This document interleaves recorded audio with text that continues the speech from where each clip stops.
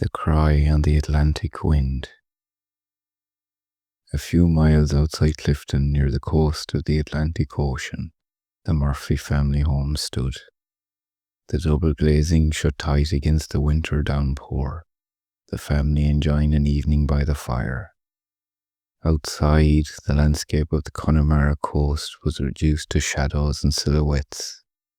The boglands, usually a tapestry of rust and green, were tonight just a black void, drinking in the rain. To the west, the ocean had ceased to be a view. It had become a presence. The horizon line, that familiar divide between the water and the sky, was erased. There was no moon to catch the white of a breaking wave, no distant ship lights to offer comfort. There was only a towering, suffocating wall of absolute black. The Atlantic was out there, vast and furious, churning, unseen in the abyss, distinguishable from the night only by the deep, rhythmic shudder of the waves hammering against the invisible cliffs. The Murphy family had anchored themselves to this rock for generations, their home now whitewashed, sharp-edged, and modern, stood as a bright, defiant beacon against the dreary hills. They had draped a skin of modern over the old life. The glow of widescreen television, the hum of Wi-Fi routers, the electric heat, but the concrete foundation still held the memory of all the generations past.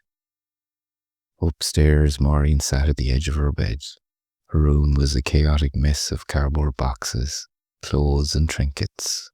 She was packing for college, only 3 days before she leaves. The excitement of the future was there for sure, but tonight it was strangled by a twisting knot of anxiety in her stomach.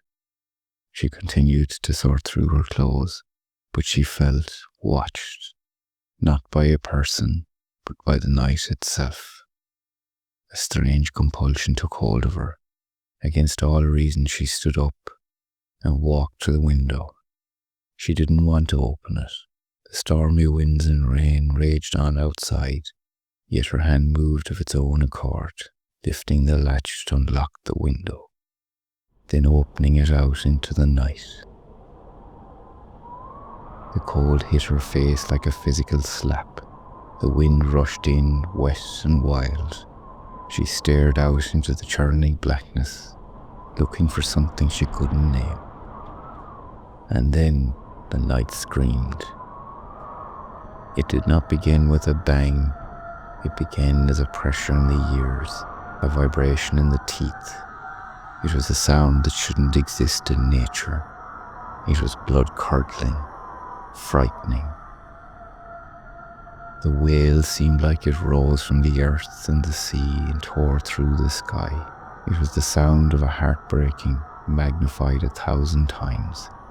It vibrated in the glass of the window, vibrated in the marrow of Maureen's bones. Maureen paralysed, the cold air freezing on her skin, but the ice in her veins came from within. She knew instantly the stories her grandmother had spoken over the dying fires and cups of tea, the tales of the Banshee. It is said that she's not a spectre of malice, but a creature bound by primal grief, a messenger of the other world. She was seen as a woman of unbearable sorrow, sometimes washing bloody shrouds of those about to die in the cold river water, sometimes merely standing veiled on a distant hillside. Her cry was not a threat. It was the signature of the other world, the agonizing final lament for a life that was already finished. Maureen had always laughed the tales off as old pish-rogues, fairy tales, but standing there gripping the windowsill until her knuckles turned white, she realized that the myths are just truths that we have forgotten. The cry continued weaving itself through the storm. It sounded impossibly close, as if the woman were standing right below the window, and yet it sounded as if it was coming from the other side of the world. It was pure, distilled grief, relentless and cold. As the cry reached a shattering peak, it began to recede, drifting out towards the ocean. But on the tail of the wind, a single faint whisper seemed to detach itself from the gale. Dahi. Her grandfather's name. The window slammed shut. Maureen scrambled back from the window, the terror lending wings to her feet. She bolted from the room, the hallway stretching out like a long nightmare before her. She burst into the living room, pale as a sheet. Her parents looked up, startled from their quiet evening. The fire crackled comfortably in the grate, a world away from the horror Maureen had witnessed upstairs. She told them in breathless, fractured sentences. The wail, the cold, the name carried on the wind. Her mother, ever rational, shook her head. "It's the wind," she said, though her hand trembled as she reached for her tea. A fox screaming, rusted gate, she thought. But her father, he did not speak. He was a man whose roots went deep into the limestone of the coast. He walked to the window and looked out on the rain-lashed darkness. He didn't look for a fox, nor did he look for the wind. The deep, troubled recognition in his eyes confirmed Maureen's fears. He knew the differences between the wind's trickery and the call of the Banshee. He turned to look at the telephone sitting on the hallway table, and he waited. The phone rings. It's distinct, sharp and jarring. 3 rings. The sound cut through the room like a knife.